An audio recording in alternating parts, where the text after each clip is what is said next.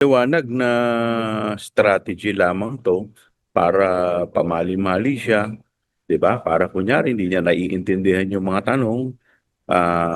Hindi natin alam kung ano yung gusto nilang patumbukin dito, pero nung na-call yung attention niya dahil naalala ko nung sa committee hearing kung saan ako po ang chairman, ang galing naman ng kaniyang mga sagot. Mapa-Tagalog, mapa-English ang tanong sa kanya, nauunawaan niya at siya naman gano'n din ang sagot niya. Biglang all of a sudden, hindi na marunong mag-Tagalog, hindi na marunong mag-English. Nung napagalitan, saka lamang biglang gumaling mag-Tagalog at saka nakakasagot na ng maayos.